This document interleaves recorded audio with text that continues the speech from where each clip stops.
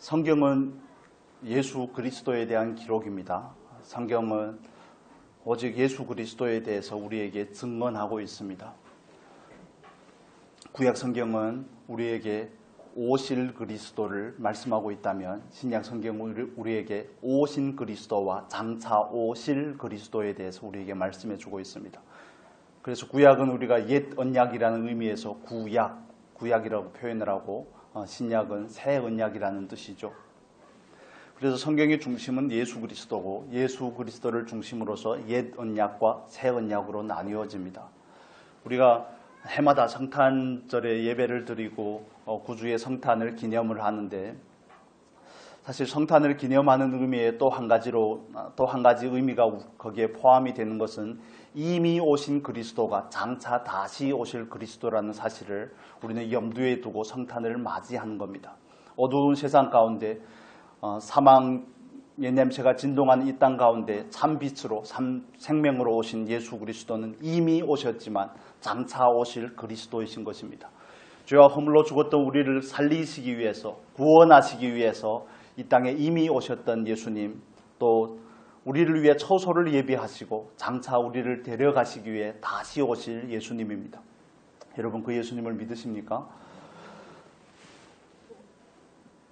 우리는 성탄절이란 이 날을 기념하는 것이 아니라 그 예수님을 기념을 하는 겁니다. 그 예수님, 이미 오셨던 그 예수님, 우리를 구원하신 그 예수님, 또 장차 우리를 데리러 오실 그 예수님을 기대하고 사모하며 우리는 이 날을 통해서 예수님을 다시 이미 오신 예수님의 그 사랑과 은혜와 우리에게 베푸신 놀라운 축복들에 대해서 깊이 묵상하고 다시 생각하고 다시 곱씹고 되뇌이면서 그 사랑에 충분히 젖는 겁니다.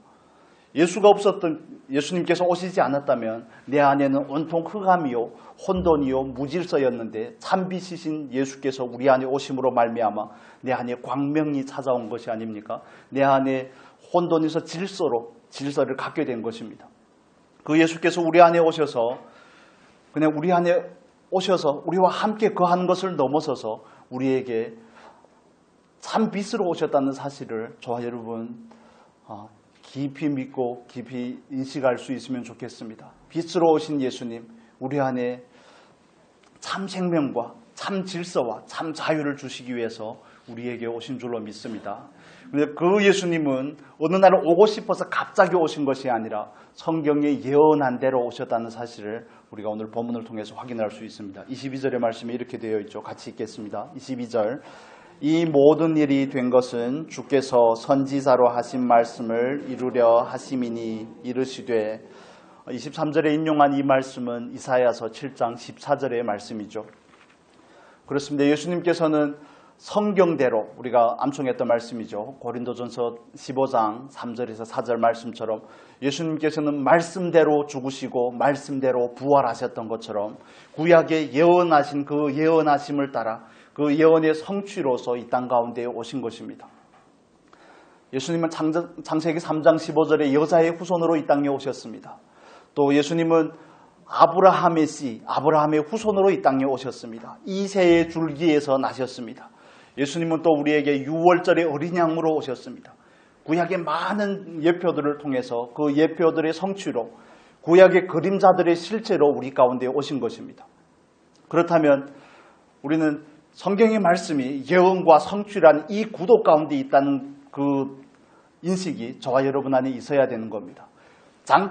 오시겠다고 하셨던 그 예수님께서 오셨던 것처럼 다시 오시겠다고 말씀하신 그 예수님 오실까요? 안 오실까요? 반드시 오십니다. 그건 정확무오한 하나님의 약속인 줄로 믿습니다. 그래서 우리가 성경을 믿는다는 것은 성경의 말씀을 믿는다는 것이고 그 말씀을 믿는다는 것은 말씀대로 된다는 사실을 인정하는 것을 말하는 겁니다. 오시리라고 하셨던 예수님, 이미 오셨고 장차 오시리라고 하신 그 예수님께서 반드시 오실 줄로 믿습니다.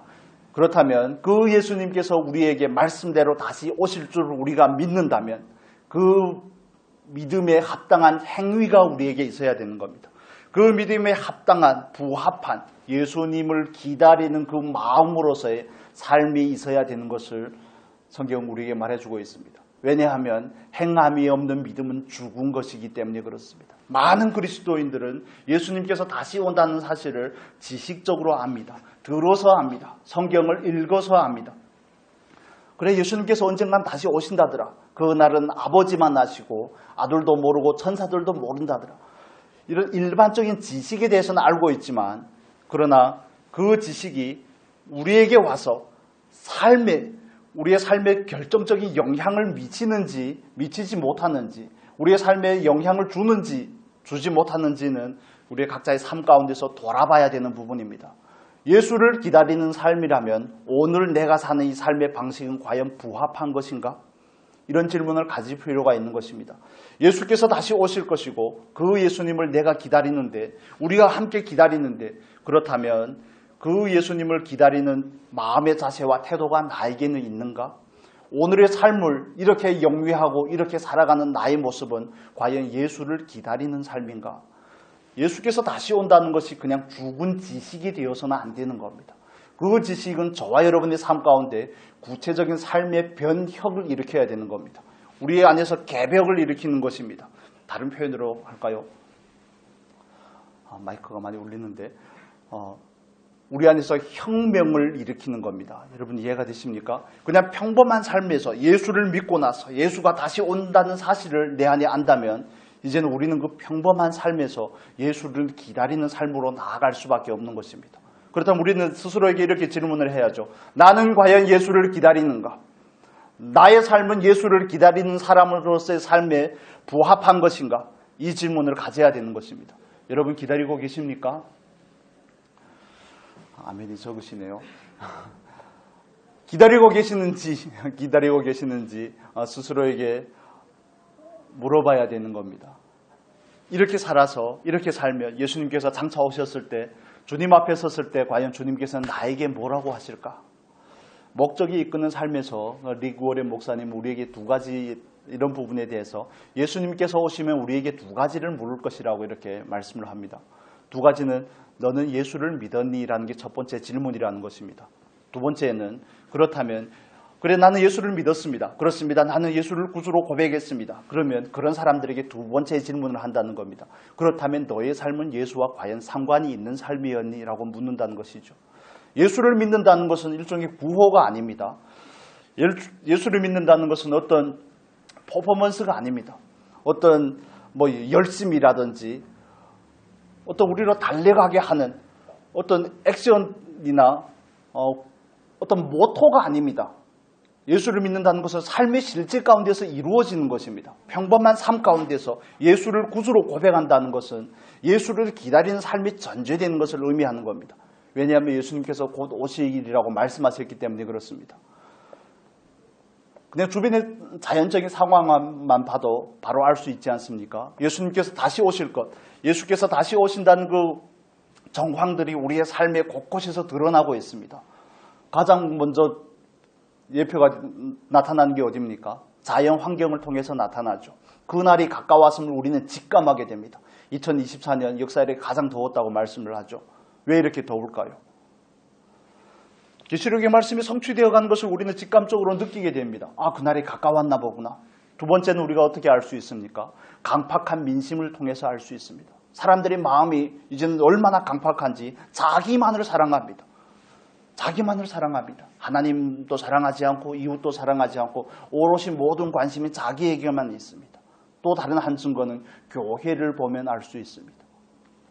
교회의 상태가 점점 빌라델비아 교회와 같이 하나님을 사랑하고 사모하고 정말 작은 믿음을 지키는 그런 교회의 모습에서 점점 떠나서 뜨뜻미지근한 교회의 모습이 그 신앙의 상태들이 유지되더라는 겁니다.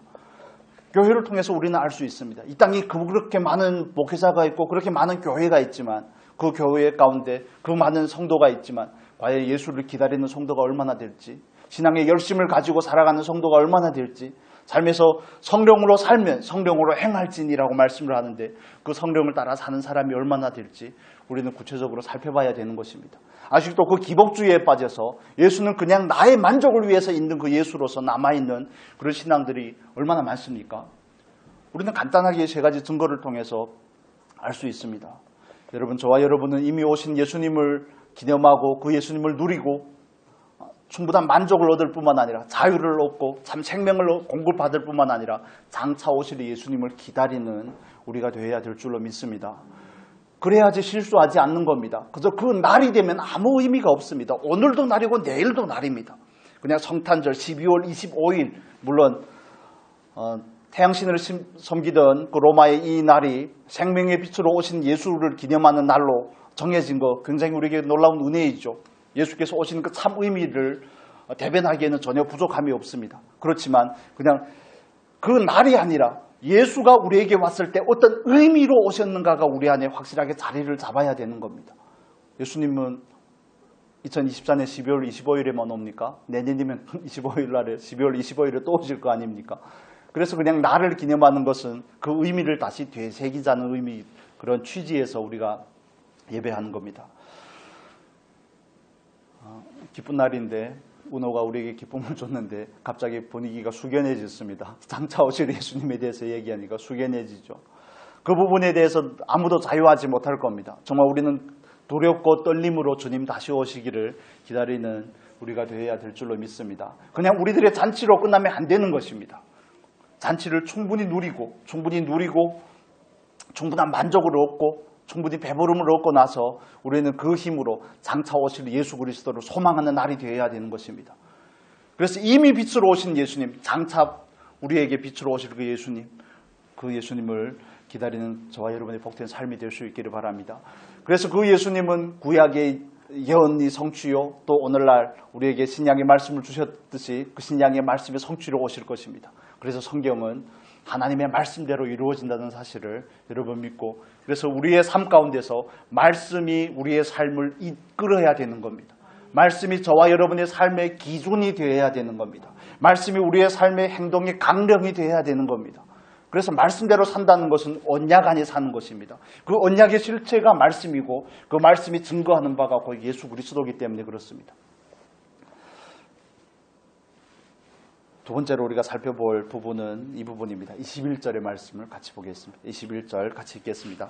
아들을 낳으리니 그 이름을 예수라 하라. 이는 그가 자기 백성을 그들의 죄에서 구원할 자이심이라 하니라. 아멘. 예수님께서는 우리에게 오셨을 때 그들의 죄를, 자기 백성을 그들의 죄에서 구원하시기 위해서 오셨습니다. 그런데 많은 경우 우리가 예수님의 오심에 대해서 이야기할 때, 나눌 때 로마서 5장 12절의 말씀을 강조하는 경향이 있습니다. 우리 로마서 5장 12절 같이 보겠습니다. 로마서 5장 12절.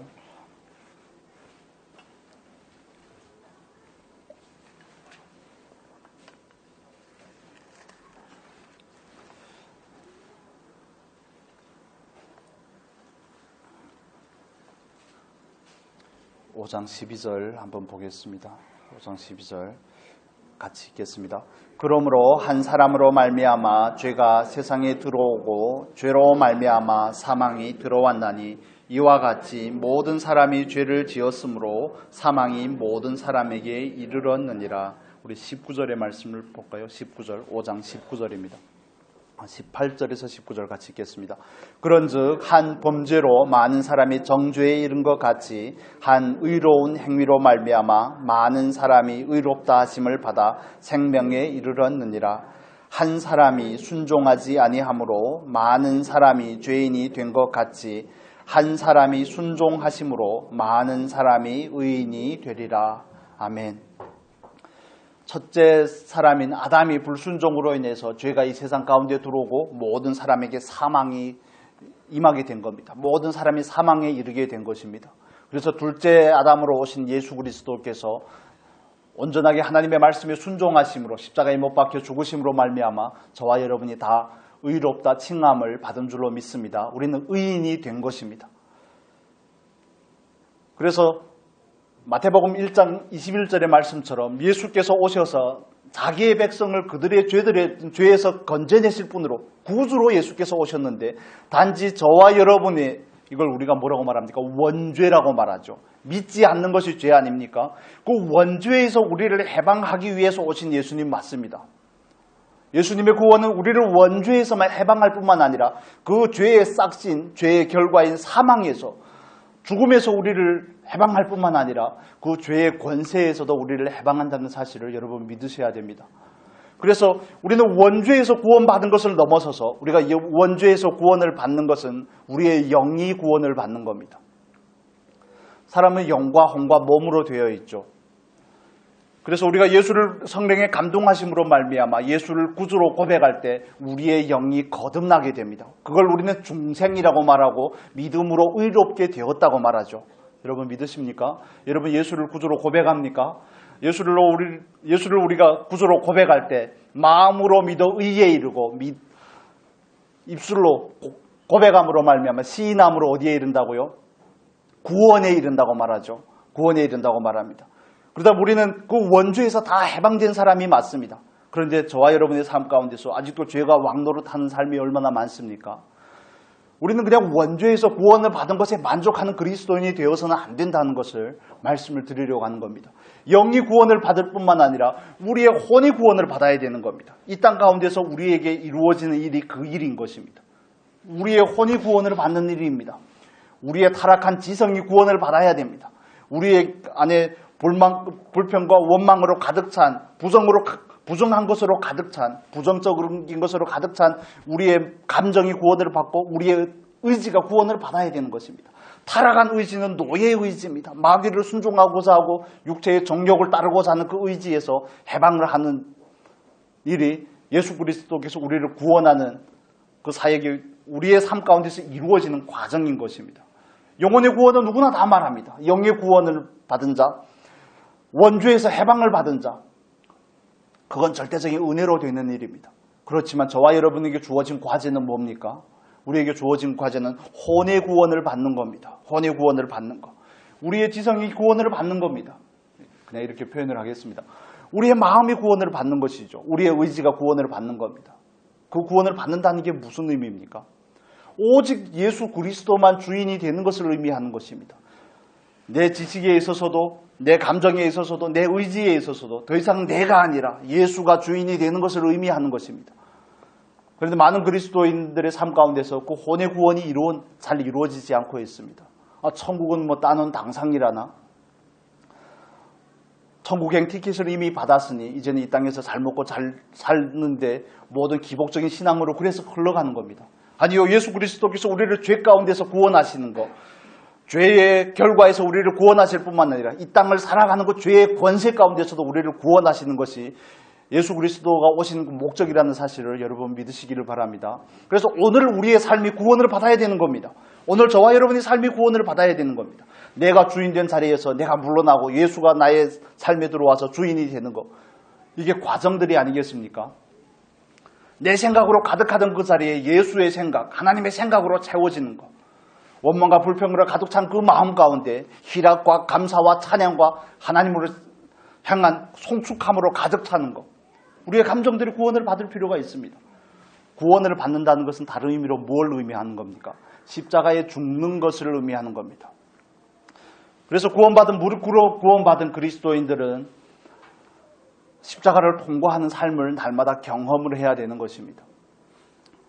여러분, 우리는 그 십자가의 삶을 통과하고 있습니까? 내 생각을 따라 살지는 않습니까? 내 감정을 따라 살지는 않습니까? 내 뜻과 내 의지와 내 결정이 그렇게 중요한 것은 아닙니까? 이런 부분들에서 우리는 날마다 십자가를 통과하는 삶을 사는 것입니다. 왜냐하면 십자가가 없이는 구원이 없기 때문에 그렇습니다. 예수가 없이는 구원이 없기 때문에 그렇습니다. 내 생각으로 가득 찬 나의 생각 가운데 예수가 찾아오는 겁니다. 나 감정으로, 부정적인 감정으로, 세상의 감정으로 가득 찬 내 마음 가운데 예수가 오는 겁니다. 하나님의 희락으로 충만하게 되는 겁니다. 내 안에 온유함으로 가득하게 되는 겁니다. 오래 참음으로 정말 양손으로 가득하게 되는 것을 의미하는 겁니다. 내 뜻으로 똘똘 뭉쳐있고 하나님의 뜻과 하나님의 계획과조차 그런 것에 대해서는 전혀 반응하지 않던 나에게 하나님, 이제는 내 뜻이 아닌 하나님의 뜻으로 나에게 가득 채워주십시오. 하나님께서 나를 향한 그 계획에 내가 온전히 순종하겠습니다. 내 뜻을 버리겠습니다. 내 뜻을 십자가에 못 박겠습니다. 내 뜻을 십자가에 다시 내주겠습니다. 사도 바울이 고백하듯이 나는 날마다 십자가에 죽겠습니다. 예수님께서 시서들을 부르시면서 말씀하셨듯이 누구든지 나를 따라오려거든 날마다 자기를 부인하고 자기를 부인하고 날마다 자기의 십자가를 지고 나를 쫓을 것이니라고 말씀하죠. 그게 제사됨의 자격입니다. 제사는 그냥 말로만 되는 것이 아니죠. 구체적으로 우리의 삶 가운데서 우리의 혼이 구원을 받는 일이 날마다 이루어지는 것입니다. 우리 안에는 얼마나 완고한 자기의 생각이 있는지 모릅니다. 성경은 그걸 견고한 진이라고 말합니다. 얼마나 내 뜻이, 내 주장이 확고한지 모릅니다. 어떻게 된 게 예수를 믿으면 믿을수록 더 강팍해지는 경우들이 허다한 것을 봅니다. 그 신앙의 색깔까지 겹치다 보니, 그 자아의 신앙의 그 스타일과 색깔이 겹치다 보니 더 완고해집니다. 예수를 믿으면 믿을수록 저와 여러분 더 온유해지고 겸손해질 수 있기를 축복합니다. 이게 우리가 바라는 자리고 우리가 소망하는 자리입니다. 그래서 그 예수의 구원은 단순하게 우리에게 은혜를 주셔서 우리를 죄와 사망에서 건지는 것을 넘어서서 오늘 우리의 삶에서 구체적인 그 구원을 경험해야 될 줄로 믿습니다. 그게 임마누엘의 주님이 우리 가운데 거하시는 이유이고 목적인 것입니다. 제가 우스갯소리로 말씀을 드리는 것처럼 예수님께서 어디에 거하실 데가 없어서 우리 안에 거하시겠냐고요. 어떻게 생각하십니까? 우리의 영 안에만 거하시는 그 주님께서 우리의 마음 안에 거해야 되는 것이 아닙니까? 우리 안에서 그분의 거함의 확장이 일어나야 되는 것입니다. 내 생각 가운데도 충만하게 주님의 생각으로 가득 차야 되는 것이고, 내 감정 가운데서 그분의 기쁨과 평안으로 가득 차야 되는 것이고, 내 뜻 가운데서 또 내 뜻이 이제는 아닌 주님의 생각으로, 주님의 뜻으로, 주님의 계획으로 가득 차야 되는 것입니다. 그걸 우리는 오늘날 경험하며 살아야 되는 것이죠. 말처럼 쉬운 일은 아닙니다. 말처럼 쉬운 일이 아니기 때문에 우리는 오늘도 그 십자가를 지고 주님께서 우리를 오라 하신 그 길을 따라가려고 하는 것입니다. 여러분, 구원을 받은 자로서 날마다 구원을 이루어 가시는 저와 여러분이 될 수 있기를 소원합니다. 제가 다른 식으로 표현을 했지만 혼의 구원을 이룬다. 좀 낯선 단어일 수가 있지만 그러나 우리의 생각이, 우리의 마음이, 우리의 뜻이 구원을 구체적으로 받고 구원을 받아가야 될 줄로 믿습니다. 그래야지 우리가 이 세상에서 예수님의 제사로 살 수 있습니다. 그래야지 빛으로 소금으로 살 수 있습니다. 참 빛이신 예수가, 참 생명이신 예수가 우리 안에 거하는데 우리가 세상에서 생명을 전혀 끼치지 못하고 빛으로 전혀 영향력을 미치지 못하는 이유는 아직 그분으로 충만하지 않기 때문입니다. 여러분, 그렇습니다. 우리를 죄에 대해서 구원하실 주님, 마태복음 1장 21절에서 그 죄라고 표현할 때 그거는 복수로 표현을 한 겁니다. 복수라는 것은 많은 죄의 행위들에서 구원한다는 의미죠. 로마서 5장 12절에 오면 그 죄는 단수로 표현이 됐습니다. 그래서 그걸 우리는 원죄라고 말합니다. 원죄에서 우리를 구원하실 뿐만 아니라 모든 죄들에서 우리를 깨끗하게 하시는 예수님, 그 은혜를 입은 것만 해도 정말 감사한 일입니다. 그러나 우리는 거기서 한 발자국 더 나아가야 됩니다. 날마다 그분의 구원을 경험하는 저와 여러분이 될 수 있기를 바랍니다. 날마다 나는 어떻게 내 생각을 버리고 주님의 생각으로 가득할 것인지, 어떻게 내 부정적인 감정을 따르지 아니하고 느낌을 따르지 아니하고 주님의 감정으로, 주님의 주시는 그 평안과 감사로 가득 채울 것인지, 어떻게 내 뜻을 자꾸 주장하는 것이 아니라, 내세우는 것이 아니라 어떻게 하나님 앞에서 하나님의 뜻을 받는 자가 될 것인지, 하나님의 뜻을 듣는 자가 될 것인지, 우리는 구체적인 삶 가운데서 그걸 고민해야 되는 겁니다.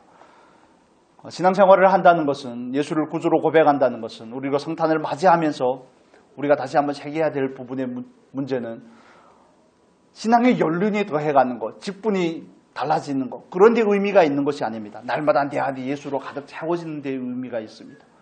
예수의 권세가 내 안에서 드러나는데, 그러므로 말미암아 우리를 통해서 예수가 나타나는 데 참된 의미가 있는 줄로 믿습니다. 그래서 우리는 두렵고 떨림으로 이 길을 가고자 하는 사람들입니다. 임마누엘의 주님께서 우리 안에 거하시는 것은 사랑입니다. 그래서 임마누엘은 곧 사랑입니다. 왜 우리를 그렇게 변화시키기를 원하실까요? 왜 날마다 우리로 하여금 자기의 십자가를 쥐고 나를 쫓으라고 할까요? 그게 저와 여러분에게 가장 좋은 것이기 때문에 그런 줄로 믿습니다. 여러분 믿으십니까? 저도 가끔씩 하나님 앞에 그런 기도를, 요즘엔 좀 덜하지만 예전에는 많이 했었습니다. 날 좀 가만 냅두라고, 나를 좀 가만 내버려 두라고. 말도 잘 안 나오네요. 주님, 나를 좀 가만 내버려 두라고. 내 마음대로 좀 살다가 내가 좀 동의가 되면 갈 테니까 날 좀 그만 건드리시라고. 내 집에는 들어오지 말라고. 이런 거 있잖아요. 날 좀 건드리지 마시고, 때가 되면 알아서 돌아갈란게. 날 좀 건드리지 마시고. 우리가 그 때를 자꾸 자기의 때를 주장하니까 쥐엄 열매도 얻어먹지 못하는 겁니다. 돼지도 치고, 그건 전적인 타락을 철저하게 경험하게 되는 것을 말하죠. 어떤 의미에서는 그걸 우리가 자초하고 있는 겁니다.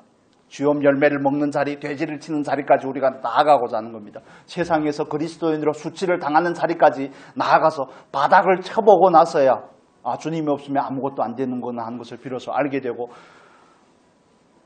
탕자가 집에서 나가는 것을 허용한 것이 사랑이라는 것을 또한 알게 되는 것이죠.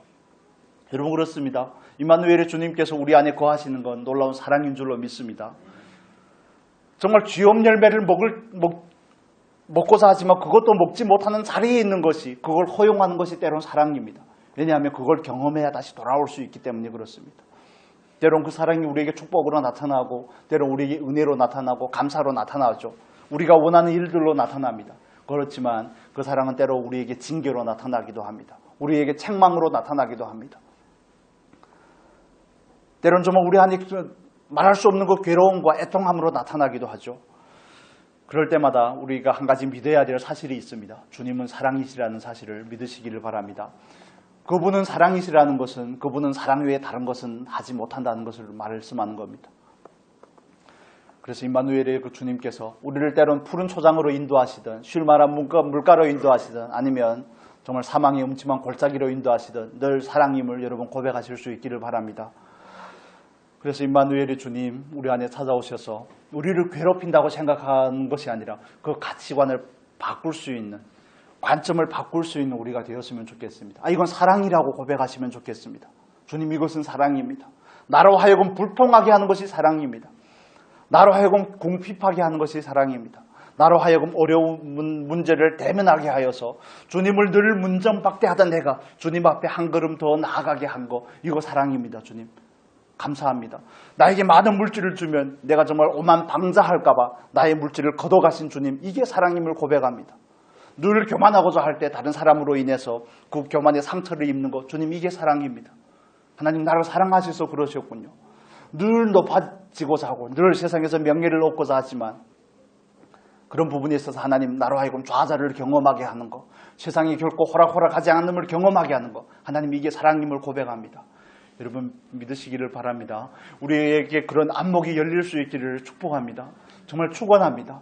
불통 가운데서 주님의 사랑을 발견해 보십시오. 고난 가운데서, 징계 가운데서, 정말 육체의 아픔 가운데서 주님의 사랑을 발견해 보십시오. 도처에 그분의 사랑이 도사리고 있습니다. 도처에 그분의 사랑으로 가득합니다. 우리가 발견하지 못하기 때문이죠. 말씀을 정리하도록 하겠습니다. 성경의 말씀은 우리에게 언약으로 주어진 것입니다. 임마누엘은 하나님의 언약의 성취이죠. 처녀가 잉태하여 아들을 낳을 것이요 임마누엘이라고 하리라 한 그 700여 년 전에 예언했던, 이사야가 예언했던 그 내용이 동정녀 마리아를 통해서 성취된 것입니다. 그렇습니다. 성경의 말씀은 우리에게 언약이고 그 언약은 반드시 성취된다는 사실을 여러분 믿으시기를 바랍니다. 그렇기 때문에 그걸 믿는다면, 약속하신 대로 오신 예수님을 믿는다면 약속하실 대로 오실 예수님을 우리는 기다리는 것입니다. 여러분 기다리는 마음으로 살 수 있는 은혜가 있기를 소원합니다. 그래서 우리가 원죄에서 구원받은 자리를 넘어서서 우리의 삶 가운데서 날마다 그 놀라운 구원을 경험하실 수 있기를 바랍니다. 오늘은 내 생각이 조금 더 바뀌고 주님의 생각으로 좀 바뀌고 주님의 마음으로 바뀌고 주님의 뜻으로 바뀌고 하는 조금의 변화를 우리가 구체적으로 경험하실 수 있기를 바랍니다. 우리의 삶 가운데서 구원을 이루어 가시는 임마누엘의 주님을 경험하실 수 있기를 바랍니다. 임마누엘로 오신 주님, 그건 사랑의 표현입니다. 오신 것만이 사랑이 아니라 우리의 일상에서 그분이 하는 모든 일들이 사랑임을 여러분 고백하고 그 사랑 앞에 나아가 위로도 받고 깨어지기도 하고 그 사랑하는 주님을 늘 바라볼 수 있는 저와 여러분의 복된 성탄이 될 수 있기를 축복합니다.